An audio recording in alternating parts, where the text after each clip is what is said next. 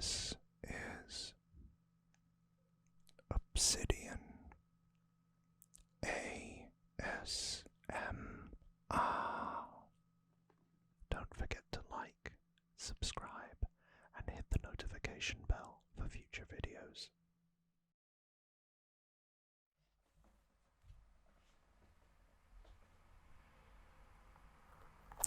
Hey, and welcome back to another Obsidian ASMR. And today it's a return to the Batman, kind of. So it may not be a long one today, but I thought I would unbox this for you and maybe talk about my impressions of the coverage and what's been going on. Obviously, seeing as this is still in its shrink wrap, I haven't played it yet. But I have been keeping a close eye on the coverage, and maybe I'm a bit of a fanboy because it's got Rocksteady on it. But let's get into it. So, the first impression that I can give you of this is I bought this on Amazon a couple of days before its release, and I've never seen a video game already be 20% off before it's released. That didn't fill me with a lot of confidence. In fact, that worried me. And I'll say now, before I get into my thoughts, that I really wanted this to be a success. Obviously we had the disappointment with Gotham Knights, and I wanted a Rocksteady game like Arkham Knight, or Arkham City, or Arkham Asylum, to give me a new playground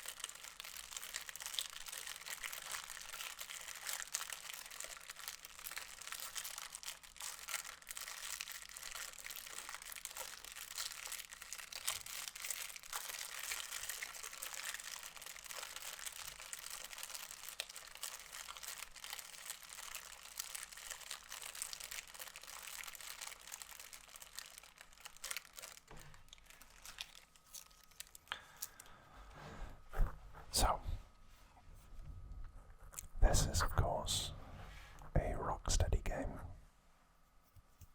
It's set in the Arkhamverse that was established in Arkham Knight, Arkham City, and Arkham Asylum.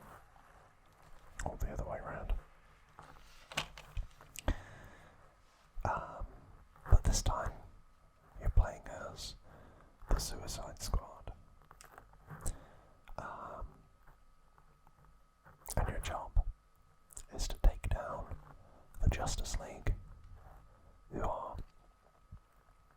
under the mind control of Brainiac.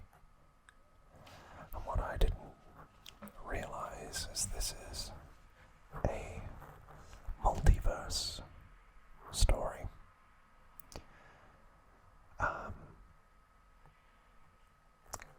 From what I've heard, and from what I've seen in the reviews, the campaign is quite short. It's very controversial. And there's a always online feature. And people have been very quick to point out that sometimes they can't log on to the storyline or the story mode, but they can get access to the microtransaction store.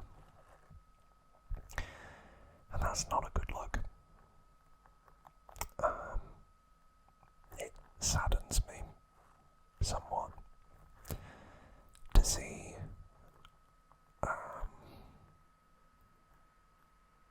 the studio that cranked out, 3 masterpieces in the form of the Arkham trilogy and redefined video games for superheroes and the genre. That formula is still being used with Spider-Man and that franchise today.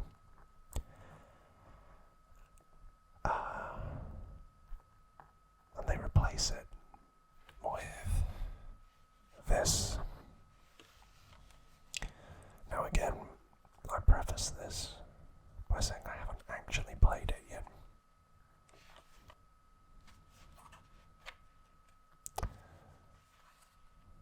So just give me a second.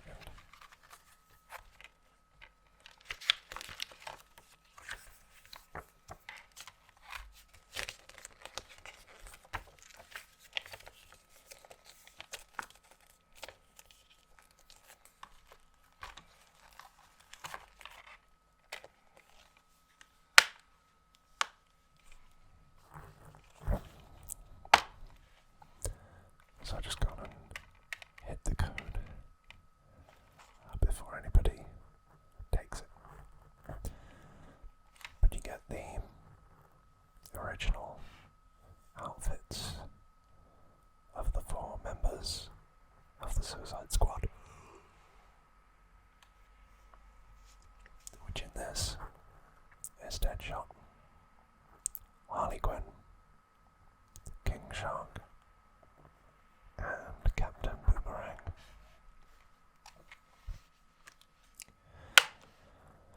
And they are tasked, as I say, by Amanda Waller, who is portrayed by the same lady who played Cal Kestis's Jedi Master in Jedi Fallen Order.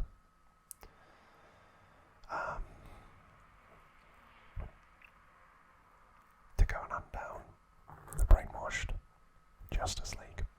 Now, what I'm talking about in terms of controversy, I don't really think is as big of a surprise as some people are making it out to be.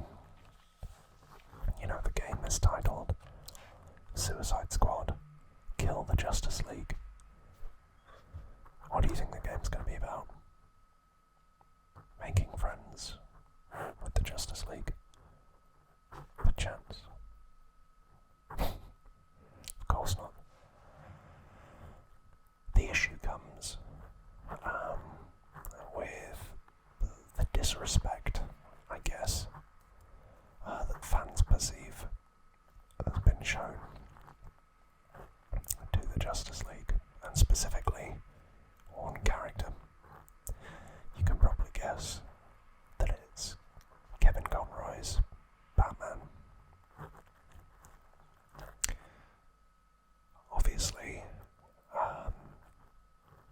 if you follow the Arkham games or the Batman universe, you'll be aware that last year Kevin Conroy sadly passed away, and he was, for a lot of people, the definitive voice of Batman, having started with the animated series from the Diniverse that gave us Harley Quinn in the 90s. He did the Justice League animated series and the subsequent one, Justice League Unlimited. And then he did recently the 3 Arkham games and this. But this is nowhere near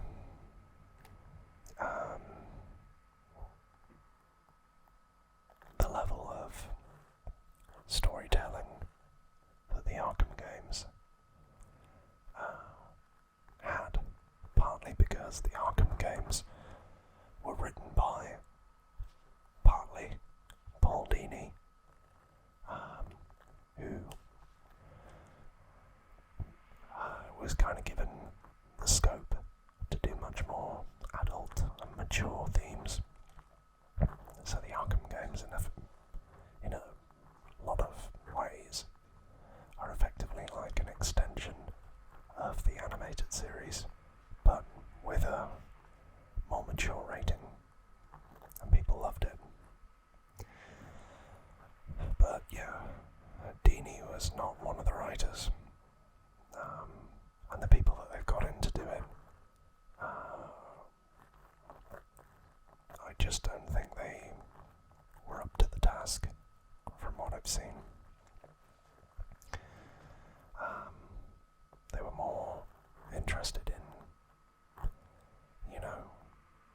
taking a dump on all of that rather than using it and building on it. And that's a problem. That's a shame. Especially given Kevin Conroy's passing. The other thing that I find remarkable is in the last week or so since this has been released, Arkham Knight, an 80-year-old game at this point, has seen its player base double and almost triple. As Suicide Squad struggles to get any players or anywhere near the same level of playership. And again, that's sad.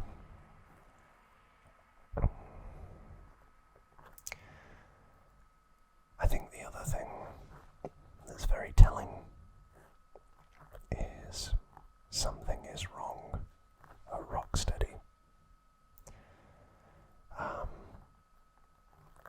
The original founders of the gaming studio have left. And they left in the run-up to this being released. And it makes me wonder, critically, did they see this coming? Or did they not? I don't know. But they've gone on to form a new studio with specifically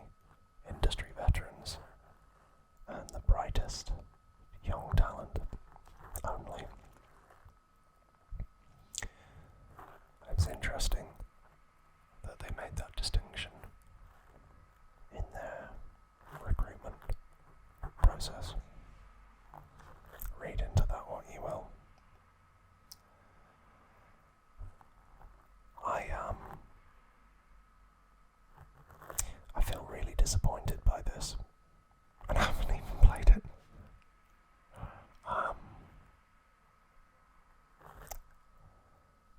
All the negativity that I've seen in the media has made me trepidatious about trying it, because I've been really looking forward to this.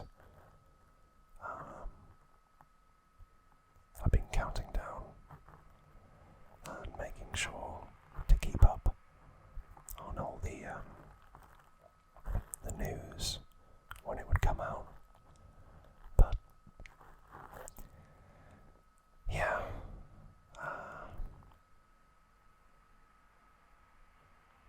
I just hope it isn't as bad as everybody makes it out to be. But we'll see. I'll keep you up to date, and I'll let you know in a subsequent video what my thoughts are. But if they're as bad as they supposedly are to Kevin Conroy's Batman, I don't care if this is a multiverse story. I don't care. And I'm sure the voice acting's great, but he was, for many of us, a titan in the DC universe, multiverse, what have you. And hopefully this wasn't his last voicing role or voice acting role as Batman. Fingers crossed. I guess I just wish studios would focus on making a good game rather than, the microtransactions or whatever else it is. Give us a good game and the rest will follow.